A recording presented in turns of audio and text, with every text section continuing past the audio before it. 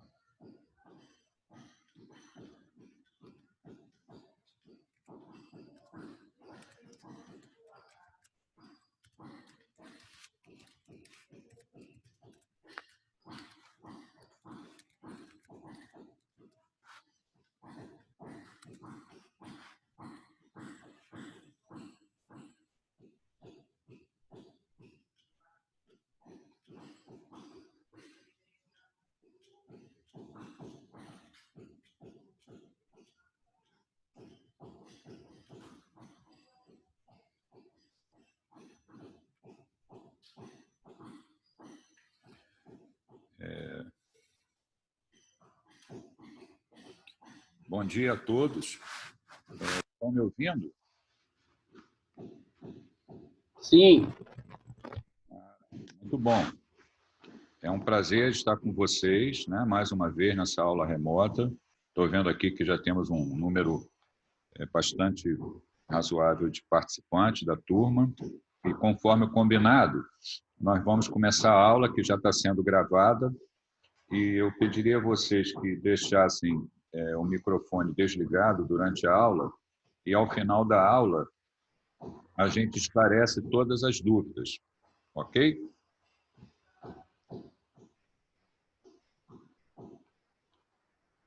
Nós vamos hoje complementar a discussão sobre o caso clínico número 1, onde a gente vai falar de outros aspectos que não haviam sido abordados, né?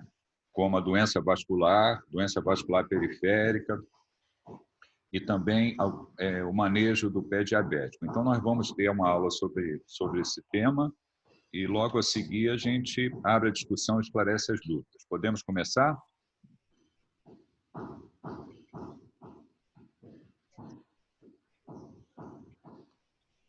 Estão me ouvindo mais uma vez? Estou perguntando. Então, vou começar, vou compartilhar a tela.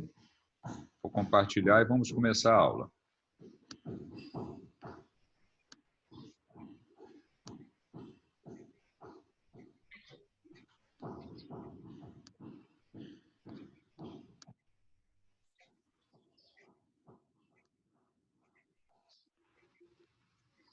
Bom dia a todos. Nós vamos dar continuidade aí aos assuntos da nossa disciplina. E hoje nós vamos falar sobre doença vascular periférica no paciente diabético e avaliação também do pé diabético, aproveitando a discussão do nosso caso clínico, número 1, do nosso paciente diabético que evoluiu com complicações, pé diabético, infecção e óbito, como nós vimos em outro momento. Nós vamos voltar aqui, né? Aqui, só para lembrar a todos vocês, né? Os critérios diagnósticos da diabetes. Nós temos ali a glicemia de jejum, a tolerância à glicose ou hemoglobina glicada. Para que a gente possa fazer o diagnóstico de diabetes, nós já vimos isso, né? Voltando aqui ao nosso caso clínico, nós temos ali já uma sinalização de complicações relacionadas, de outras complicações relacionadas ao diabetes mellitus, né? A que nós estamos nos referindo, né? Diabetes mellitus tipo 2, comumente associado a anormalidades metabólicas como hipertensão arterial sistêmica, dislipidemia, inflamação, hipercoagulabilidade, disfunção endotelial. Se a gente olhar essa figura, nós vamos encontrar o seguinte, né? Que nós temos ali o vaso sanguíneo, né? E o tecido adiposo perivascular que acaba influenciando a função vascular. Inicialmente, vamos olhar para o lado esquerdo da figura, né? Nós temos isso pode tanto acometer artérias pequenas e artérias maiores, que têm em volta tecido adiposo.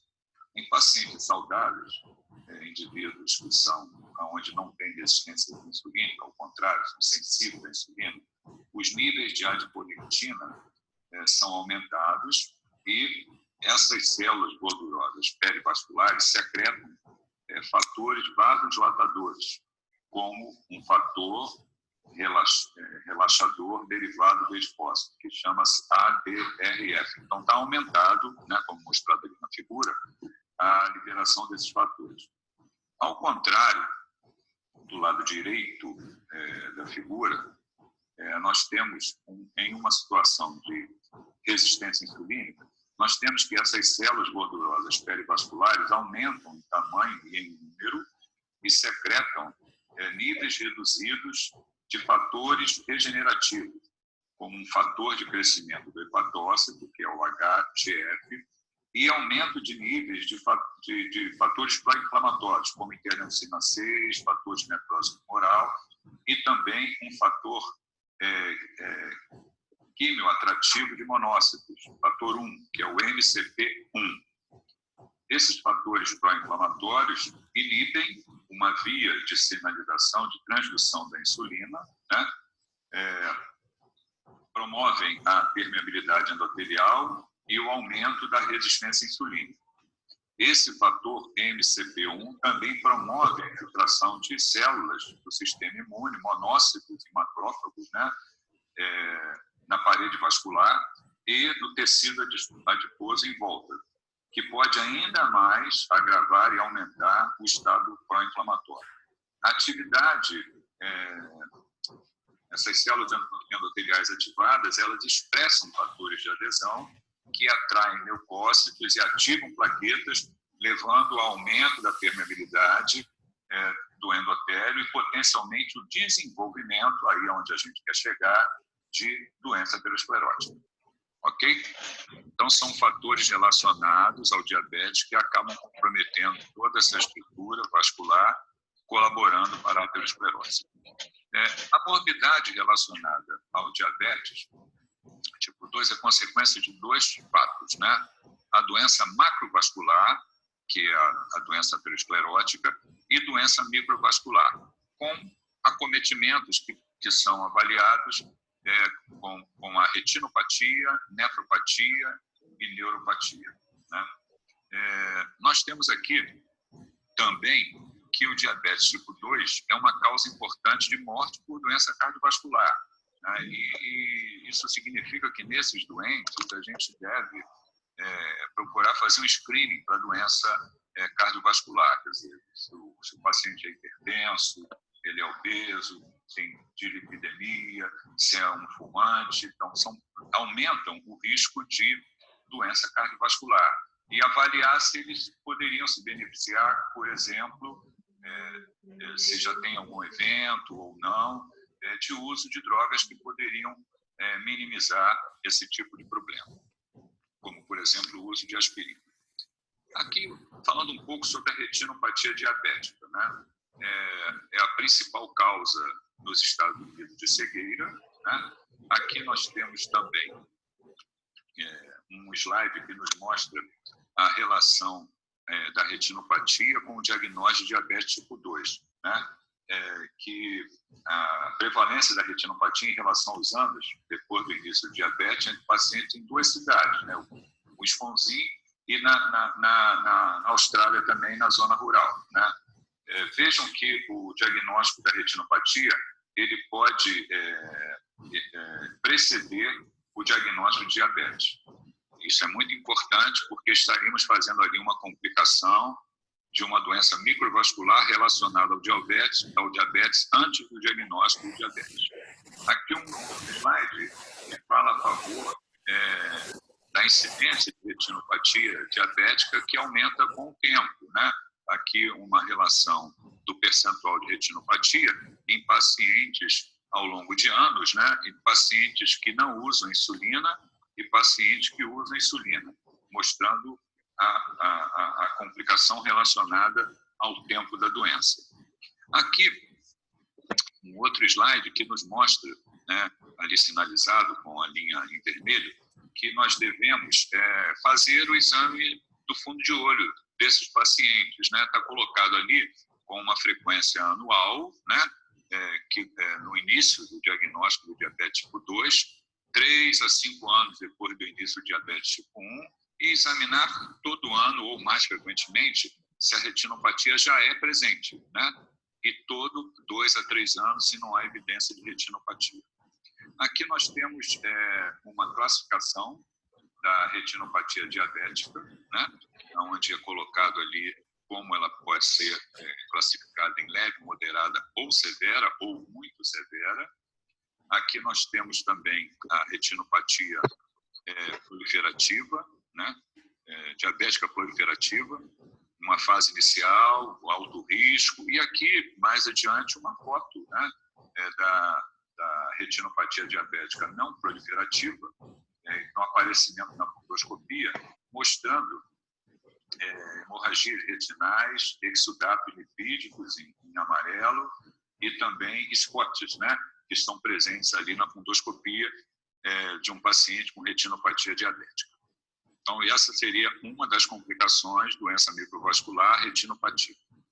Uma outra possibilidade também de doença microvascular é a nefropatia diabética no paciente que evolui com microglobinúria. Aqui colocado como a principal causa de doença renal crônica nos Estados Unidos, e a possibilidade nesses doentes que têm screening, né, que nós devemos procurar o aumento da excreção urinária de albumina, a possibilidade do uso de drogas que possam atenuar a progressão da doença. Aí incluiríamos os inibidores da enzima de conversão do angiotensinogênio e os bloqueadores dos receptores também do angiotensinogênio, né? São duas possibilidades que são colocadas ali para atenuar e impedir a progressão da doença para a doença renal crônica, né? Aqui um slide falando como o uso do captopril adia a progressão de proteinúria, né? De microglobinúria, né? E pacientes que usaram, né?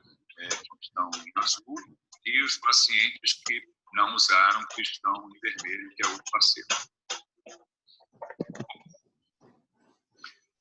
Avaliação de doença vascular periférica e neuropatia em pacientes com diabetes tipo 2. A gente está falando de uma outra complicação, né? A doença vascular periférica é a principal causa de amputação não traumática. Primeiro, nós vamos falar da neuropatia, né? Essa neuropatia diabética, ela acomete os nossos pacientes, e, obviamente, precisa ser avaliada, né? Aqui nós temos um slide falando de potenciais mecanismos, né, que podem levar à neuropatia diabética. Vejam que tem fatores metabólicos, fatores funcionais, que podem contribuir para a evolução da neuropatia, né? Um outro ponto a ser sinalizado também é que a gente avalia os pés do paciente diabético. Isso é muito importante na consulta do paciente diabético, que os pés sejam avaliados, né? Aqui nós temos ali colocado que essa frequência, né, de um exame dos pés do paciente diabético deve ser feita todo ano ou toda visita, se o paciente tem um quadro sugestivo de neuropatia ou doença vascular periférica, né? Aqui está colocado como isso pode ser feito, né? No caso clínico, ele se refere a isso, né? Teste da perda de sensação protetiva usando uma classificação de Siemens Weinstein, com monofilamento. Quer dizer, você comprime regiões do pé e observa se o paciente tem a percepção dessa compressão, né? Essa sensação de pressão que deve ser testada, desculpem, em 12 sítios, que representam os sítios mais comuns para a formação de úlcera. Então, isso deve fazer parte do exame físico de um paciente diabético, da avaliação de um pé diabético. Lembro também a respeito de medidas preventivas que devem ser tomadas em relação ao pé diabético. O paciente deve ser orientado para ter cuidado em evitar lesões. Ele deve usar um calçado que seja confortável. Esse calçado não pode não pode fazer pressão e machucar e fazer calo e certamente levar a ferida. Então, isso deve ser evitado. Isso deve ser, o paciente deve ser orientado, a família deve ser orientada para usar calçados que sejam confortáveis e que não lesem os pés do paciente. Isso é muito importante ser dito também. Nós temos também, eu estou me referindo mais ao paciente que tem diminuição da sensação, né, tem hipoestesia, mas nós também podemos ter dor, né, dentro desse quadro de neuropatia por diabetes. E algumas medicações, né, poderiam ser utilizadas também. As medicações que mais comumente são usadas para manuseio da dor inclui drogas anticonvulsivantes, como a gabapentina ou a pregabalina, antidepressivos tricíclicos, ou então inibidores da recaptação da serotonina norepinefrina. Quer dizer, então, se o doente tem dor, nós podemos lançar mão dessas drogas para tratar a dor, minimizar a dor. Aqui também temos um slide mostrando como o controle da glicemia, né, ele tende a abreviar ou diminuir a ocorrência de neuropatia, né? Mas os nossos doentes, eles podem evoluir com lesões, né, com úlceras, né? E essas úlceras, elas precisam ser manuseadas, ser tratadas, ser feito desbridamento, né? Se houver sinais de infecções, como eu vou falar mais adiante, tratar também, inclusive é o nosso caso clínico, e devemos ter muito cuidado no manuseio dessas úlceras quando ocorrem. A cicatrização dessas lesões é uma cicatrização demorada, curativos precisam ser feitos de maneira adequada também, para que o doente possa fechar esse tipo de lesão.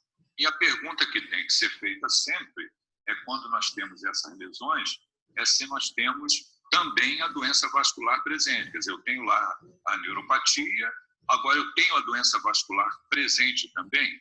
Essa doença vascular presente, né, é a principal causa, né, das duas possibilidades, representa a principal causa de amputação não traumática, no diabetes tipo 2. E aí nós temos ali como que a gente vai investigar isso, né? Doença vascular periférica no paciente com diabetes tipo 2. Vamos examinar esse paciente, vamos fazer a palpação dos pulsos e também vamos ter que lançar mão, né, aí usando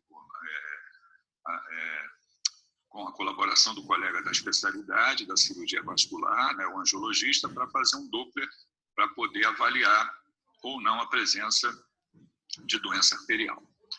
Nós temos aqui um fluxograma que nos mostra como que a gente deve se portar em relação a esse modelo, a esse problema. Então, vamos lá. A gente tem aqui um paciente que tem pulsos palpáveis nos pés, né? E esse paciente, eu tenho dúvida sobre a palpação, né? Se eu estou palpando, se está um pulso de amplitude muito diminuída ou ausente, e nesse momento eu devo lançar mão desse exame para avaliar o fluxo arterial, que é o Doppler arterial. Então está aqui um Doppler que pode ser utilizado pelo colega da vascular. Ele vai encontrar ondas, né,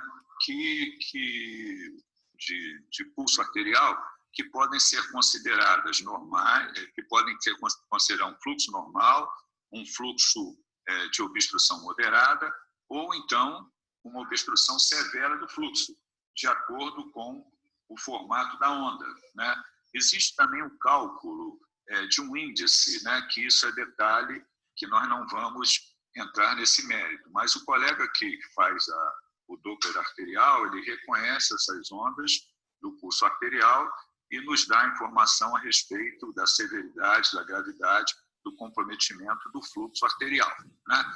Então está lá. Se tem uma doença arterial significante, né, nós temos que eliminar a pressão, tratar qualquer infecção e também encaminhar esse paciente para cuidados com o colega da angiologia, né?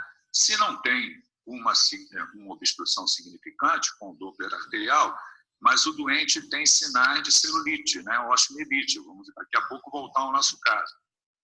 Nessa situação, se o doente tem sinais de celulite ou osteomielite, deve ser feito o debridamento, deve-se usar antibióticos, deve colher um material em profundidade para fazer cultura, né, para que o doente possa ter o cuidado apropriado dessa lesão, né? E dependendo da evolução, mais cuidados deverão ser somados para que esse doente possa ser acompanhado de maneira adequada. Bom, está aqui o slide completo e vamos voltar ao nosso caso clínico aqui para complementar algumas informações, né? Ali no nosso caso clínico, a gente tem que os exames laboratoriais evidenciavam uma leucocitose significativa, né?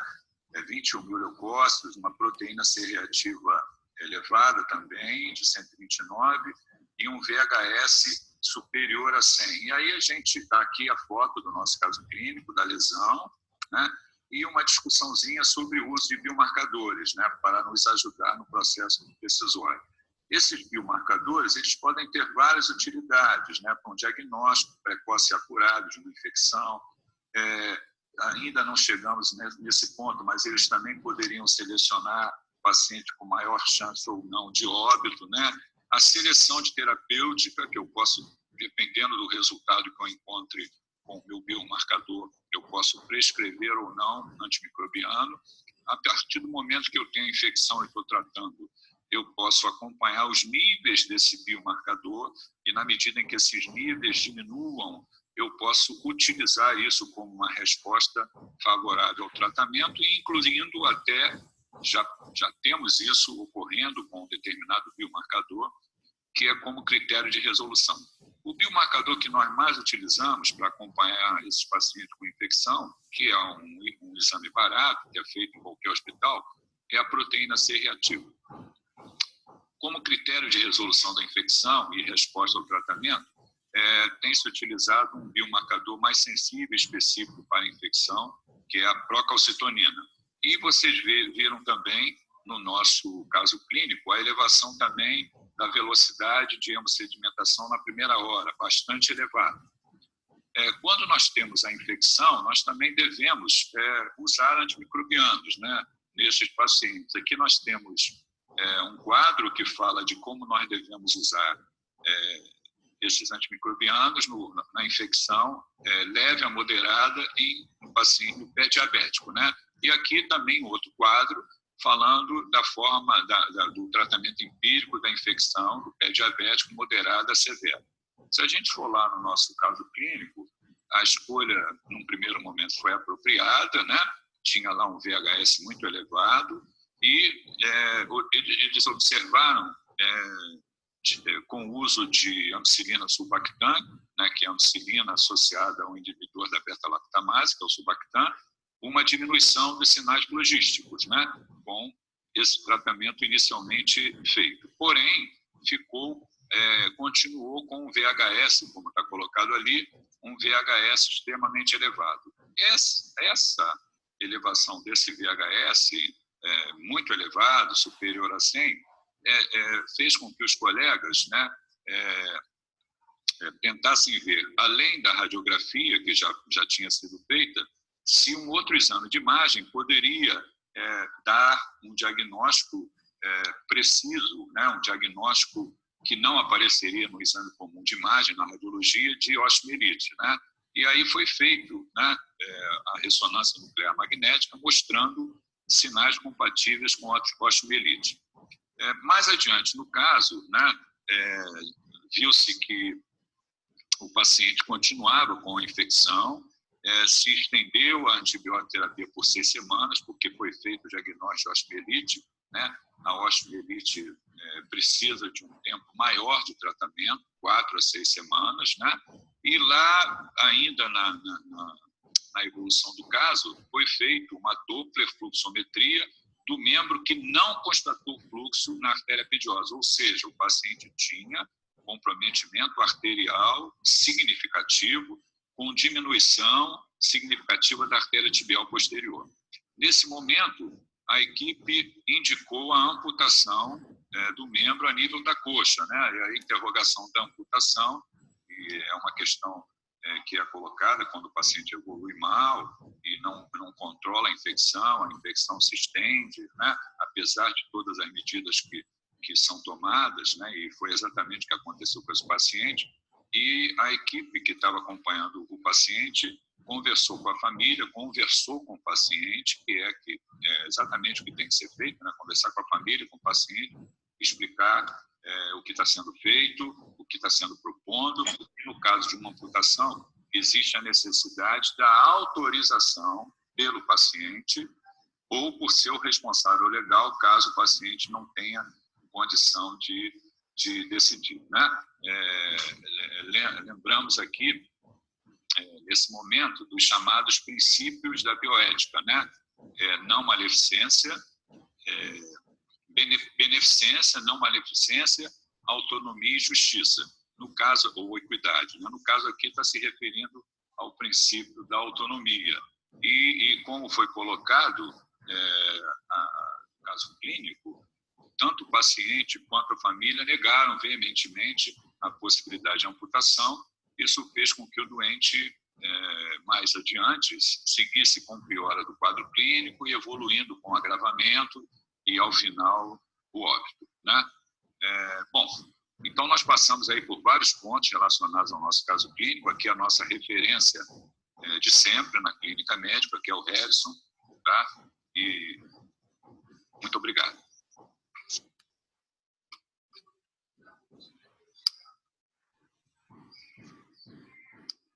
Bom, vamos abrir agora para as perguntas, né, para esclarecimento que vocês todos possam ter. A gente pode esclarecer, né? Vamos lá, se eu posso esclarecer as dúvidas de vocês, por favor. Podem abrir o microfone, ou perguntar, ou então perguntar aqui no chat também, que agora eu estou vendo o chat.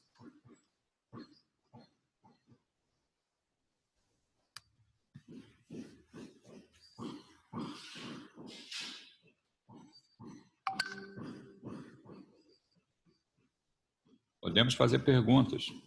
Pode abrir o microfone ou então escrever no chat.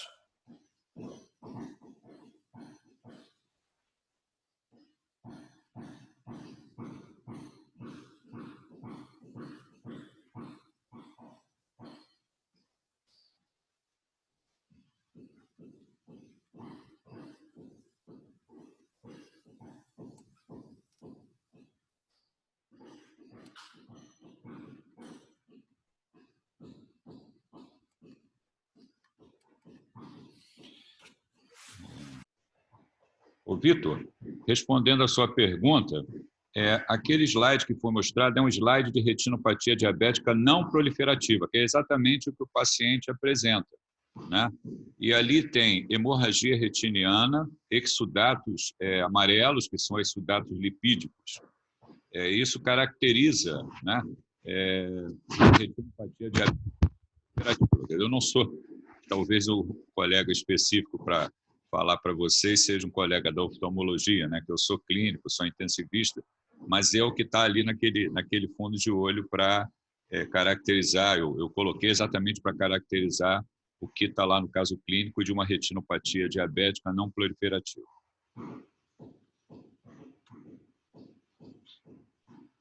A pergunta do Thales, se a oxigenoterapia hiperbárica pode ajudar no tratamento de lesões do pé diabético. Boa pergunta, Thales. Quando a lesão é muito extensa e não melhora, e o médico está em dúvidas, né, sobre o prognóstico, se vai caminhar para amputação, ele pode indicar a oxigenoterapia hiperbárica. Se você for lá no Conselho Federal de Medicina, existe uma resolução sobre indicações de oxigenoterapia hiperbárica. Dentre elas estão as lesões, as úlceras que não cicatrizam com facilidade. Então, realmente poderíamos utilizar, né? No caso clínico que foi discutido, isso poderia ser colocado como possibilidade de tratamento, né? Mas lembre sempre que deve ter um mecanismo de acesso a um centro que disponibilize a oxigenoterapia hiperbárica, o que não é muito fácil, não. Tem poucos centros que disponibilizam e muitas vezes você não tem essa opção. A Fernanda está perguntando se em caso de hipertensão não usamos mais as duas drogas associadas, né? No diabetes podemos? Não, talvez você tenha entendido errado. Eu não falei de usar as duas drogas associadas. Eu falei que ou uma ou a outra droga podem minimizar o avanço da nefropatia diabética, tanto uma droga quanto a outra classe de drogas também. Não as duas juntas. Vamos lá, mais perguntas. É um caso muito interessante, né? Que o doente acabou evoluindo mal, né?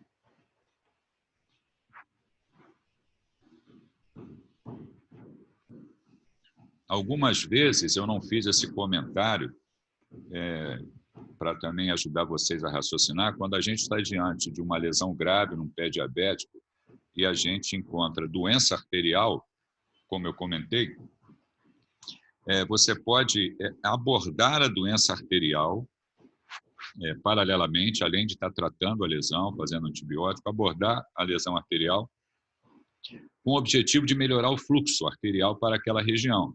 Porque se não tem fluxo de sangue arterial, a lesão não vai melhorar.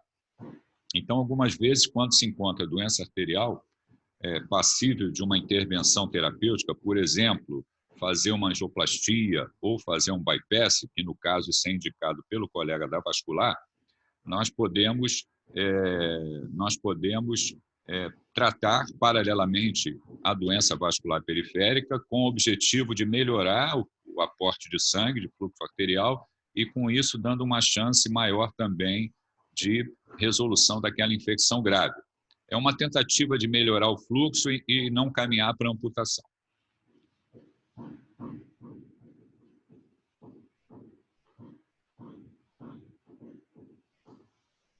Mais perguntas? Vamos lá.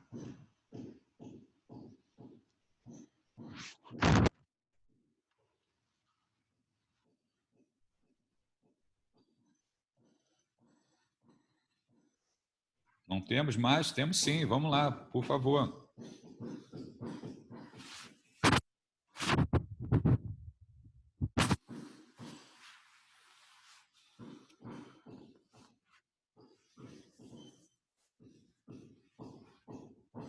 Vocês podem escrever no chat a pergunta, que eu estou vendo.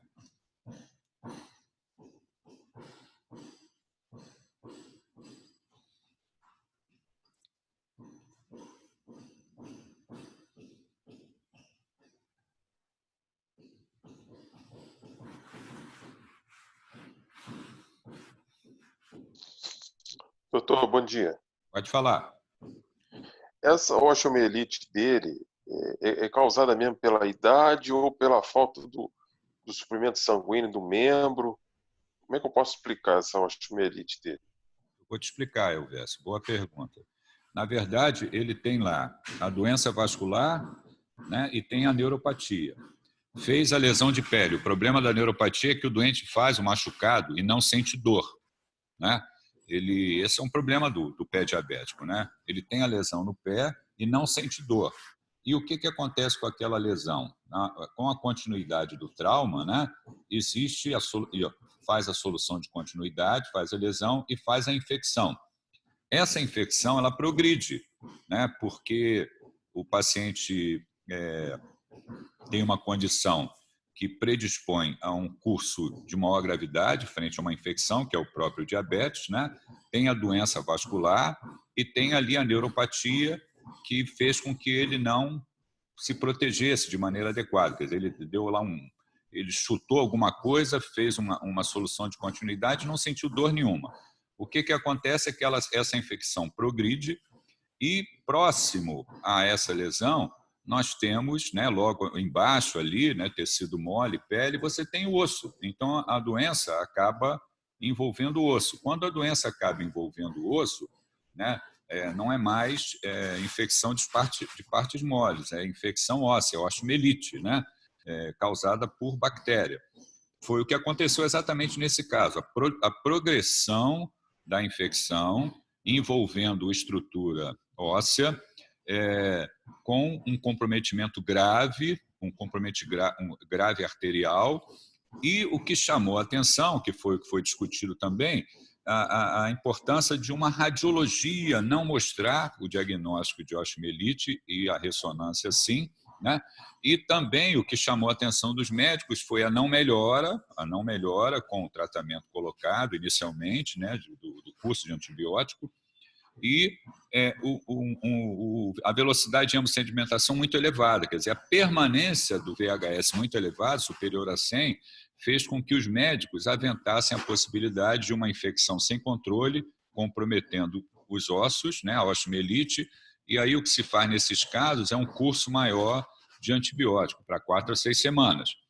mas, infelizmente, o doente também tinha doença vascular grave, vista pelo Doppler, né? E a infecção progrediu, se estendeu mais, e aquela questão da discussão do que vai fazer da amputação ou não. Entendeu, Elvésio? Entendi. Então, ou seja, o mau diagnóstico dele da osteomielite ocorreu com que progredisse a infecção óssea e fosse ao óbito. Seria isso? Não, é difícil quando a gente está... Então, aí é uma questão, Elvésio. É fácil a gente discutir caso e fazer crítica, entendeu? A conduta dos médicos, né? Mas temos que sempre ter cuidado com isso. A análise a posteriori é sempre mais fácil do que quando você está diante de um paciente e tem que resolver, né? Mas ali, o curso da doença tomou um curso de maior gravidade e eles estenderam os antibióticos, eles fizeram o diagnóstico de osteomielite, eles fizeram os debridamentos que tinham que ser feitos, né? Então, a conduta, eu não diria que foi uma conduta errada, né? O doente evoluiu mal. O doente evoluiu mal. É difícil a gente fazer senões, a gente tem que ter cuidado em relação... Eu sei que vocês são estudantes e eu já sou médico, mas eu sempre tive esse cuidado de não fazer críticas de condutas de médicos que trataram de um doente e a gente percebe ali que a coisa deu errada, que o doente evoluiu mal para o óbito. A gente realmente tem que aprender com os erros, que é isso que você está colocando e tem razão na sua pergunta, né? Então, ali o doente teve um curso ruim, fez uma infecção grave que acabou se estendendo para osso, levando a osteomielite, e sem melhora, com doença vascular grave, vista pelo Doppler, né? E mais adiante, aquela decisão de amputar ou não um membro, a família não autorizou e o doente evoluiu para o óbito.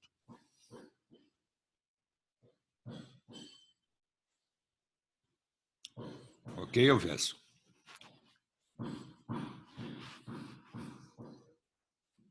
Vamos lá, vamos perguntar mais.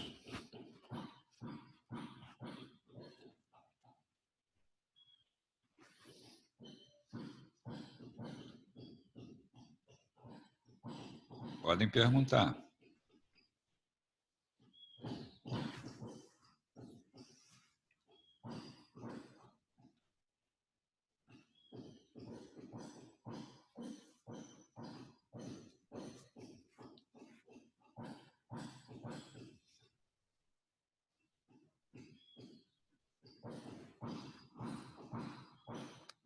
Podem escrever no chat a pergunta que vocês querem.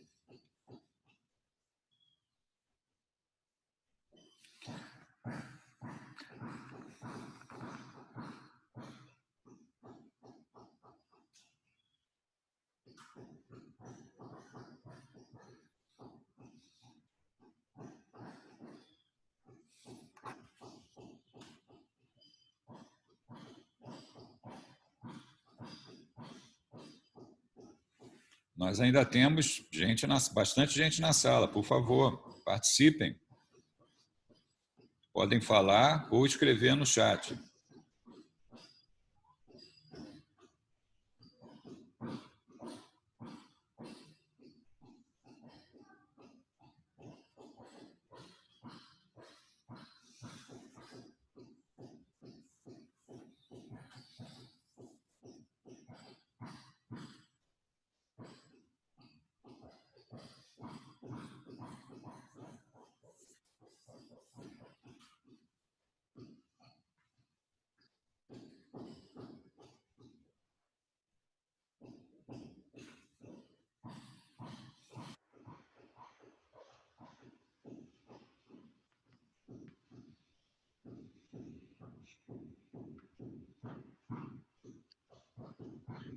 Não temos mais perguntas, pessoal?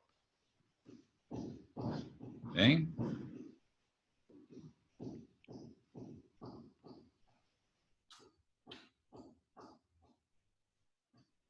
Podemos interromper a gravação? Vou interromper a gravação, então.